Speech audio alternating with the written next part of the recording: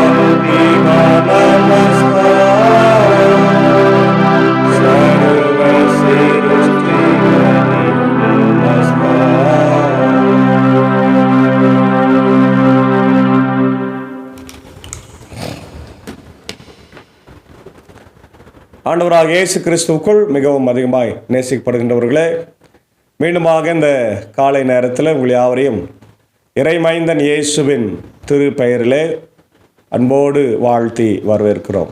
இந்த நாளிலும் நாம் தியானிக்கும்படியாக தெரிந்து கொண்ட கடவுளுடைய வார்த்தை தொடக்க நூல் ஆதியாகமம் 1ஆம் அதிகாரத்தில் இருக்கின்ற ஆண்டவருடைய படைப்பை குறித்து, அதாவது ஃபாதர் காட் என்கின்ற தலைப்பை குறித்து நம்ம பார்க்கின்றோம். அன்பான தேவனுடைய பிள்ளைகளே, கடவுள் திரியேக கடவுளாக இருக்கிறார். அதுதான் இந்த நாளுக்குரிய, இந்த வாரத்திற்குரிய தலைப்பாகவே நம்ம பார்க்கின்றோம். கடவுள் பிதாவாக, குமாரனாக, தூய ஆவியானவராக இருக்கிறார் என்பதை தான் நாம் இந்த நாளில் தொடர்ந்து இந்த வாரம் முழுவதுமாக சிந்திக்க போகிறோம். இந்த ஃபாதர் காட் யார்? இவர் நமக்காக என்ன செய்தார் அப்படின்னு பார்க்கும்போது, இவர்தான் சுயம்புவாய் இருக்கிறவர். அல்லேலூயா. தானாகவே இருக்கிற தந்தையாகிய கடவுள். தந்தையாகிய கடவுள் என்று சொன்னால் எல்லாவற்றையும் படைத்து ஆளுகை செய்கின்றவர், சர்வ வல்லமுள்ள தேவன் இல்லையா? எல்ஷடாய், காட் ஆஃப் சோவர்னிட்டி என்று நம்ம பார்க்கின்றோம். அதுதான் இங்கே தொடக்க நூலில் நாம் பார்க்குறோம். தொடக்கத்தில் கடவுள் விண்ணுலகையும் மண்ணுலகையும் படைத்த பொழுது மண் உலகு உருவற்று வெறுமையாக இருந்தது. ஆழத்தின் மீது இருள் பரவி இருந்தது. நீர்த்திரளின் மேல் கடவுளின் ஆவி அசைவாடி கொண்டிருந்தது. அப்பொழுது கடவுள் ஒளி தோன்றுக என்றார். ஒளி தோன்றிற்று. கடவுள் ஒளி நல்லது என்று கண்டார். கடவுள் ஒளியையும் இருளையும் வெவ்வேறாய் பிரித்தார். கடவுள் ஒளிக்கு பகல் என்றும் இருளுக்கு இரவு என்றும் பெயரிட்டார். மாலையும் காலையும் நிறைவுற்று முதல் நாள் முடிந்தது. அப்போது இந்த உலகத்தில் கடவுள் தானாகவே இருக்கிறார். அவரை யாரும் உருவாக்க முடியாது. நிறைய பேர் கடவுளை யார் உருவாக்குன்னு கேட்டுனேங்கிறாங்க. அது முட்டாள்தனமான ஒரு கேள்வி. கடவுளை யாராலும் உருவாக்க முடியாது. அப்படி கடவுளை நாம் உருவாக்கினால் அவர் கடவுள் அல்ல. இன்றைக்கி நிறைய கடவுளர்களை நம்ம இந்தியாவில் கூட நிறைய கடவுள்களை நம்மளே உருவாக்கிட்டு அவர் கடவுள் சொல்லுகிறாங்க. அதனால தான் அந்த கடவுள்களுக்கு என்ன இல்லை, காது இருந்தும் கேட்கறதில்லை, வாயிருந்தும் பேசுறதில்லை, மூக்கிருந்து நுகர்வதில்லை. ஏனென்றால் அது கடவுள்கள் அல்ல, வெறும் சிலைகளாகவே நம்ம பார்க்கின்றோம். மனிதர்கள் செய்கின்ற சிலைகளிலே கடவுள் இல்லை என்பதை நாம் தெளிவாய் புரிந்து கொள்ள வேண்டும். ஏன்னா படைத்த கடவுள்தான் கடவுளை தவிர நாம் படைத்த சிலைகள் கடவுள் அல்ல என்பதை நாம் தெளிவாய் புரிந்து கொள்ள வேண்டும். அப்போ இங்கே கடவுள் எல்லாவற்றையும் அவர் படைப்பதற்கு அவர் சித்தம் கொண்டார். முதல்ல அவர் படைத்ததே ஒளி தான் படைத்தார் இல்லையா? ஒளி தோன்றுக என்று சொன்னார். முதல்ல அவர் ஒளியை தான் படைத்தார். ஏனால் ஒளி தான் நமக்கு மிக மிக அவசியமானது. இப்போ கூட நான் நின்று கொண்டு பேசி கொண்டிருக்கிறேன்னா இந்த ஃபோனில் இந்த ஒளியின் வழியாக தான் அதை இழுத்து உங்களுக்கு தருகிறது. அதே போல் லைட் இதெல்லாமே ஒளியின் வழியாக தான். ஒளி இல்லை என்றால் நாம் ஒன்றுமே கிடையாது. அப்போது ஆண்டவர் முதலாக, தந்தையாகிய கடவுள் முதலாக ஒளியை படைக்கின்றவராக இருக்கின்றார். அதான் நம்ம இங்கே பார்க்குறோம். கடவுள் ஒளிக்கு பகல் என்றும் இருளுக்கு இரவு என்றும் பெயரிட்டார். மாலையும் காலையும் நிகழ்வுற்று முதல் நாள் முடிந்தது. அது இரவு பகல் என்று பெயர் வச்சு தனியாக வச்சிட்டாரு. அதே நேரத்தில் ஆவியானவர் என்ன பண்ணுறாரு? ஒளியின் மேல், அந்த இருளின் மேலே அசைவாடி கொண்டிருக்கிறார். ஜலத்தின் மேலே, தண்ணீர் மேலே அசைவாடி கொண்டிருக்கிறார். அப்போது கடவுளும் ஆவியானவர் இருக்கிறார், குமாரனும் அங்கே இருக்கிறார் என்பதை நம்ம மறந்துடவே கூடாது. அப்பொழுது கடவுள் நீர்த்திரளுக்கு இடையிலே வானம் தோன்றுக என்று, அது நீரின்றி நீரை பிரிக்கட்டும் என்றார். வானம் தோன்றுகன்னு சொல்லிட்டு நீரில் இருந்து நீரை பிரிக்கட்டும் என்று சொல்லுகிறார். கடவுள் வானத்தை உருவாக்கி வானத்திற்கு கீழ் உள்ள நீரையும் வானத்திற்கு மேல் உள்ள நீரையும் பிரித்தார். அது அவ்வாறே ஆயிற்று. கடவுள் வானத்திற்கு விண்ணுலகம் என்றும் பெயரிட்டார். மாலையும் நிறைவுற்று காலையும் நிறைவுற்று 2ஆம் நாள் முடிந்தது. அப்போ 2ஆம் நாள் என்ன படைக்கிறார் பாருங்க, வானத்தை உருவாக்குகிறார். வானத்தை உருவாக்கிட்டு கீழே மேலே 2 பிரிச்சுட்டு அதுக்கு விண்ணுலகம் என்று பெயர் வச்சுக்கிறார் இல்லையா? 2வது. 3வது, அப்பொழுது கடவுள் விண்ணுலகுக்கு கீழ் உள்ள நீர் எல்லாம் ஓரிடத்தில் ஒன்று சேர உலர்ந்த தரை தோன்றுக என்றார். அது அவ்வாறு ஆயிற்று. கடவுள் உலர்ந்த தரைக்கு நிலம் என்றும் ஒன்று திரண்ட நீருக்கு கடல் என்றும் பெயரிட்டார். அப்போது 3வது நாள் என்ன படைக்கிறாரு? கடலையும் 8ஆம் தரையும் உருவாக்கினார் என்று பார்க்கிறோம். அது நல்லது என்று கண்டார். அப்பொழுது கடவுள் புல் பூண்டுகளையும் விதை தரும் செடிகளையும் கனி தரும் பழ மரங்களையும் அந்தந்த இனத்தின்படியே நிலம் விளைவிக்கட்டும் என்றார். அது அவ்வாறே ஆயிற்று. புற்பூண்டுகளையும் விதைக்கு பிறப்புக்கும் செடிகளையும் கனித்தரும் மரங்களையும் அந்தந்த இனத்தின்படி நிலம் விளைவித்தது. கடவுள் அது நல்லது என்று கண்டார். மாலையும் காலையும் நிறைவுற்று 3ஆம் நாள் முடிந்தது. பார்த்தீங்களா, ஆண்டவர் 3வது நாளில் என்ன பண்ணுகிறாரு?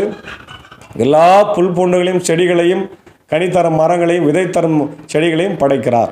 4வது, பகலையும் இரவையும் வெவ்வேறாய் பிரிப்பதற்கு காலங்கள், நாட்கள், ஆண்டுகள் ஆகியவற்றை குறிப்பதற்கும் விண்விரிவினிலே ஒளிப்பிழம்புகளை தோன்றுக, அவை மண்ணுலகிற்கு ஒளித்தர விண்விரிவினில் ஒளிப்பிழம்புகளாக இருக்கட்டும் என்றார். அது அவ்வாறே ஆயிற்று.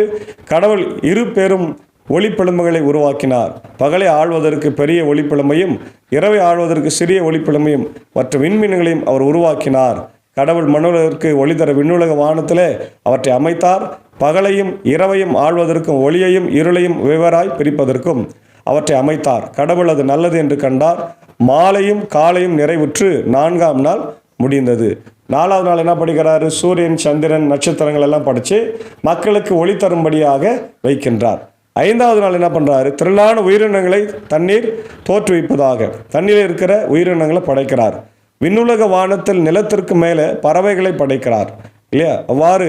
இவ்வாறு கடவுளின் பெரும் பாம்புகளையும் திரளாக நீரில் நீந்தி வாழும் உயிரினங்களையும் இறக்கை உள்ள எல்லாவித பறவைகளையும் அவற்றின் இனத்தின்படி கடவுள் படைத்தார். கடவுள் அது நல்லது என்று கண்டார். கடவுள் அவற்றிற்கு ஆசி வழங்கினார். பழுகி பெருகி கடல் நீரை நிரப்புங்கள், பறவைகளும் மண்ணுலைகள் பெருகட்டும் என்று உரைத்தார். மாலையும் காலையும் நிறைவுற்று 5ஆம் நாள் முடிந்தது. பார்த்தீங்களா? அப்போ 5ஆம் நாள் என்ன படைக்கிறாரு? கடலில் வாழ்கிற உயிரினங்கள், நிலத்தில் வாழ்கிற உயிரினங்கள் எல்லாவற்றையும் படைத்து நல்லது என்று கண்டார்.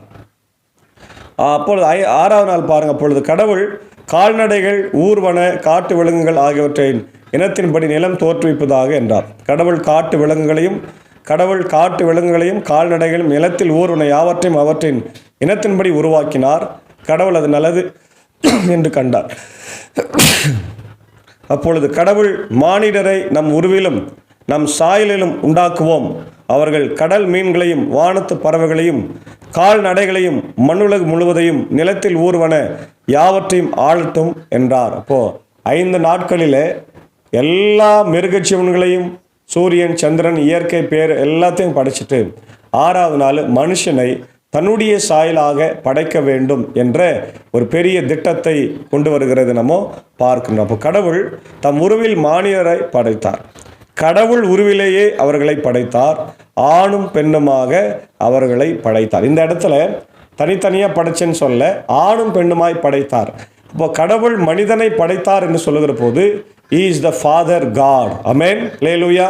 அவர் படைக்கிறவர், உடைய கரங்களினாலே உருவாக்கினவர், வார்த்தையினாலே உருவாக்கினவர் என்பதை நாம் மறந்துடக்கூடாது. எல்லாவற்றையும் வார்த்தையினாலே படைத்தவர். மனிதனை மாத்திரம் அவர் கையினாலே மண்ணாய் பிசைந்து மனிதனாய் மாற்றினார். மண்ணை பிசைந்து மனிதனாய் மாற்றுவது லேசான காரியம் என்கிற பாடலை நம்ம பாடுகிறோம். அப்போது கடவுள் அவர்களுக்கு ஆசி வழங்கி பழுகி பெருகி மண்ணுலகை நிரப்புங்கள், அதை உங்கள் ஆற்றலுக்கு உட்படுத்துங்கள், கடல் மீன்கள், வானத்து பறவைகள், நிலத்தில் ஊர்ந்து உயிர் வாழ்வன அனைத்தையும் ஆளுங்கள் என்றார். அப்பொழுது கடவுள் மண்ணுலகெங்கும் உள்ள விதை தரும் செடிகள், பழமரங்கள் அனைத்தையும் உங்களுக்கு நான் கொடுத்துள்ளேன். இவை உங்களுக்கு உணவாகட்டும். எல்லா காட்டு விலங்குகளும் வானத்து பறவைகளும் நிலத்தில் ஊர்வன ஆகிய அனைத்து உயிரினங்களுக்கும் பசுமையான செடிகள் அனைத்தையும் நான் உணவாய் தந்துள்ளேன் என்றார். அது அவ்வாறே ஆயிற்று. கடவுள் தாம் உருவாக்கி அனைத்தையும் நோக்கினார். அவை மிகவும் நன்றாயிருந்தன. மாலையும் காலையும் நிறைவுற்று 6ஆம் நாள் முடிந்தது. பார்த்தீங்களா? இப்போது father god is the creator, is அவர் கிரியேட்டர் காட். அதை நம்ம பார்க்குறோம். அப்போது மத்தேயு 6:9 பார்க்குறோம், ஏசாமி நம்ம எப்படி ஜபிக்க வேண்டும் என்பதை பரமனில் இருக்கிற எங்கள் பிதாவே என்கின்ற அந்த ஜபத்தை கற்றுக் கொடுக்கிறார். லூக்கா 11:2 நம்ம அதை பார்க்குறோம். யோவான் 20:17 என் தந்தையே என்று ஆண்டவர் ஜபிக்கிறதை பார்க்குறப்போ தந்தையினுடைய குணங்கள் என்னென்னா, சங்கீதம் 103:13 கடவுள் எப்பொழுதுமே பேர் இரக்கம் உடையவராக இருக்கிறார். குடல் துடிக்கும் அன்பை உடையவர் பேரன்பு இல்லையா? அந்த அன்பு உடையவராக இருக்கிறாரு. ஏசாயா 64:8 பார்க்குறோம், கடவுள் ஒரு மண்பாண்டம் செய்கின்ற குயவனை போல இருக்கின்றார் என்று பார்க்கிறோம். மலாக்கி 2:10 பார்க்குறோம், கடவுள் நம்மை படைக்கின்றார். அப்போது ஏசாமிக்கும் பிதாவுக்கும் என்ன சம்பந்தம்னு பார்த்தீங்கன்னா, எப்பொழுதுமே இருவர் இந்த உறவில் அவங்க இருப்பாங்க, அதுதான் முக்கியம். யோவான் 5:23 நம்ம பார்க்குறோம், Jesus relationship with the father and the unity. அப்புறம் யோவான் 10:30 பார்க்குறோம், Jesus oneness with the father god, கடவுளோடு கூட இணைந்திருக்கிறார். Yovan 17:5 Jesus prayer to the father, believers relationship என்று பார்க்குறோம். ரோமர் 8:15-16 பார்க்குறோம், கடவுள் இந்த மக்களை, அதாவது இஸ்ரவேல் மக்களை விட்டு மற்ற மக்களை எல்லாம் தன்னுடைய சொந்த மக்களாக பிள்ளைகளாய் தெரிந்து கொண்டிருக்கிறார், அடாப்ஷன், தத்து எடுத்து கொண்டிருக்கிறார் என்று பார்க்குறோம். கலாத்தியர் 4:6-7 பார்க்குறோம், யாரெல்லாம் ஆண்டவர் விசுவாசிக்கிறார்களோ அவர்களுக்கெல்லாம் புத்திர சுவிகாரத்தை கொடுத்தார். அல்லேலூயா. அனாதைகளாக இருந்த நம்மை, கைவிடப்பட்டு இருந்த நம்மை, திக்கற்றவர்களாக இருந்த நம்மை ஆண்டவர் ஆற்றி தேற்றி தம்முடைய பிள்ளைகளாய் மாற்றியிருக்கிறார். அதான் ஃபாதர் காட் அவருடைய மிக முக்கியமான காரியமாக 1 யோவான் 3:1 நம்ம அதை பார்க்குறோம். அப்போ ஃபாதர் கார்டனுடைய வேலை என்ன? கிரியேஷன் இல்லையா? சங்கீதம் ஆதியா 1:1, சங்கீதம் 102:25, அதே போல் மலாக்கி 2:10, எபேசியர் 3:14-15 பார்க்குறோம். அவருடைய இம்ப்ளிகேஷன்ஸ் பார்க்கும்போது இஸ் த சோவரனிட்டி காட், உலகத்தை ஆளுகை செய்கிற ஆண்டவர். அதே நேரத்தில் ஃபாதர் காட் என்று சொன்னால் அன்பு இருக்கும் இல்லையா? அன்பே கடவுள், கடவுள் அன்பாக இருக்கிறார் என்றதை நம்ம சொல்லுகிறோம். அன்பே கடவுள் என்பதை இந்த உலக மக்கள் சொல்லுவாங்க, ஆனால் நம்ம சொல்கிறது கடவுள் அன்பாய் இருக்கிறார். அல்லேலூயா. அன்பு கடவுளுடைய ஒரு கேரக்டர் தான், மற்ற கேரக்டரில் அவருக்குள்ளே ஒளிந்திருக்கிறது. அது தந்தையினுடைய அன்பு. Purpose, god's purpose is the creation இல்லையா? அதான் ஏசாயா 64:8 நம்ம பார்க்குறோம், god as a father and the potter இல்லையா? அவர் குயவனாகவும் தந்தையாகவும் இருக்கிறார். சங்கீதம் 139:13-16 அவருடைய கைவேலைகள் அனைத்தும் மிக அழகாக இருக்குது. அதெல்லாம் சங்கீதம் 138:8 நம்ம பார்க்குறோம், ஆண்டவரே உடைய கரத்தின் கிரியைகளை நெகிழ விடாதையும் என்று சொல்லப்பட்டிருக்கிறது. ஆகவே அன்பான தேவனுடைய பிள்ளைகளே, இந்த காலை நேரத்தில் தந்தையாகிய கடவுள், மார்ட்டின் லூத்தர் அதை பற்றி சொல்லுகிற போது, அப்போஸ்தல விசுவாச பிரமாணத்தில் தந்தையாகிய கடவுள் என்னை படைத்து பராமரித்து எனக்கு தேவையான உணவு, உடை, இருப்பிடம், ஆசீர்வாதங்கள், மனைவி, மக்கள், பிள்ளைகள், வேலைவாய்ப்பு எல்லாவற்றையும் கொடுத்து என்னை வழிநடத்தி வருகிறார். ஆகவே நான் அவரை விசுவாசிக்கிறேன் என்பதற்கு அதற்கான அடையாளத்தை, ஒரு விளக்கத்தை கொடுக்கிறார். விண்ணையும் மண்ணையும் உண்டாக்கின பிதாவாகிய கடவுளை விசுவாசிக்கிறேன் இல்லையா? இவர் வானத்தையும் பூமியையும் படைத்து என்னை அவர் வழிநடத்தி வருகிறார் என்ற அந்த செய்தியை ரொம்ப அழகாக விளக்கி சொல்லுகிறதை நம்ம பார்க்கிறோம். தொடர்ந்து இந்த வாரம் முழுக்க நாம் திருத்துவ கடவுளை பற்றி நாம் பார்ப்போம். கர்த்தர் தாமே திருத்துவ கடவுளை பற்றிய இந்த அழகான செய்தியை புரிந்து கொள்ள நமக்கு ஆண்டவர் அருள் செய்வாராக. ஆமேன். ஜபிப்போம். மகா இரக்கமும் கிருபை நிறைந்த எங்கள் நல்ல ஆண்டவரே, இந்த நாளிலே திருத்துவ கடவுளின் ஆண்டவரே முதல் பர்சனாலிட்டி ஆகிய தந்தையாகிய கடவுளை பற்றி பார்த்திருக்கிறோம். அவர் படைக்கின்றவர். ஆமாம் ஆண்டவரே, எங்களுடைய வாழ்க்கையில் கூட நீர் படைப்பை ஆண்டவரே படைத்து கொண்டே இருக்கிறீர். தொடர்ந்து இப்பொழுதும் இந்த படைப்பின் வேலையை செய்து கொண்டே இருக்கிறீர். இதோ நாங்களும் தந்தைமார்களாக ஆண்டவரை நாங்களும் இந்த உலகத்தில் புதிய புதிய காரியங்களை செய்து ஆண்டவரை மக்களை புது வழிக்குள்ளாக, நேர் வழிக்குள்ளாக வழிநடத்த எங்களை நீர் பயன்படுத்த வேண்டும் என்று நான் ஜெபிக்கிறோம். தந்தையாக ஆண்டவர் எங்களுக்கு நீர் கொடுக்கப்பட்டிருக்கிற பொறுப்புகளை சரியாக செய்ய கிருபை தார். இந்த காலை நேரத்தில் இந்த வார்த்தைகளை கேட்டுக்கொண்டிருக்கிற அகில உலகத்தில் இருக்கிற எல்லா மக்களையும் ஆசீர்வதிங்க. இப்படி இந்தியாவின் மக்களை ஆசீர்வதிங்க, தமிழ்நாட்டின் மக்களை ஆசீர்வதிங்க, அனைத்து மாநிலத்தையும் ஆசீர்வதிங்க. குறிப்பாய் எரிந்து கொண்டிருக்கிற ஆண்டவர் மணிப்பூருக்காய் மீண்டுமாய் ஜெபிக்கிறோம். கர்த்தர் காத்துறலுங்க. ஜாதி, ஆண்டவரை, மதம், வன்கொடுமைகள்னால பாதிக்கப்பட்டிருக்கிற மக்களை ஆசீர்வதிங்க. இயற்கை பேரிடர்கள், கொரோனா போன்ற காரியங்களால் பாதிக்கப்பட்டிருக்கிறது இந்த உலகம், அதிலிருந்து எங்களை காத்துறல வேண்டுமா ஜெபிக்கிறோம். குறிப்பாக இந்தியாவில் கூட பல மக்கள், ஆண்டவர் தமிழ்நாட்டில் கூட பல மக்கள் பாதிக்கப்பட்டிருக்கிறாங்கன்னு பார்க்குறோம். அதிலிருந்து எங்களை காத்துறல வேண்டும் என்று நான் ஜெபிக்கிறோம். தொடர்ந்து ஆண்டவரை கொடுத்து வருகிற மழைக்காய் எங்கள் பகுதிக்காக நன்றி. இன்னும் அதிகமான மழை தந்து எங்களை புல் பூண்டுகளை செழிக்க கர்த்தர் கிருபை தார். இந்த நாளிலும் ஆண்டவர் இந்த வார்த்தைகளை கேட்டுக்கொண்டிருக்கிற எல்லா மக்களுக்கும் உடைய ஆசீர்வாதங்களை தார். அடியனுடைய இந்த ஊழியத்தில் இருக்கிற அன்பர் சாரின், ஏஞ்சக்காவே, அன்பான பிள்ளைகள், மாத்தால் மறியல் ஆசீர்வாதிங்க, வழி நடத்துங்க. அப்படியே சாக்கு சாருக்காக, பிரீதா டீச்சருக்காக ஜபிக்கிறோம். ஆசீர்வாதம் வழி நடத்து தேவையை சந்திங்க. அடியனின் குடும்பத்தை ஆசீர்வாதிங்க. பணியாற்றுகிற ஆண்டவர் பாப்பன் பள்ளி போதவட்டை திருச்சபையின் குடும்பங்களை ஆசீர்வாதிங்க. பலவீனமாக இருக்கிற ஒவ்வொருவருக்காக ஜபிக்கிறோம். குறிப்பாக அவருடைய அமுதாமாவுக்காக, ஆண்டவரே என்னுடைய அருமையான விமலாமாவுக்காக, நகோமி அம்மாவுக்காக, என்னுடைய செல்வி அக்காவுக்காக ஜபிக்கிறோம். சுமதி பிரபாகரன் அன்பு மகன் பிரவீனுக்காக ஜபிக்கிறோம். ஆண்டவர் தேவைகளை ஆசீர்வாதிங்க, வழி நடத்துங்க. ஆண்டவரே எல்லா கஷ்டங்களை பலவீனங்களை மாற்றுங்க. என்னுடைய அன்புக்குரிய ஆயர் நிக்சன் ஐயருக்காக ஜபிக்கிறோம். பலவீனமாக இருக்கிறார், கண் நோக்கி பாருங்கள்.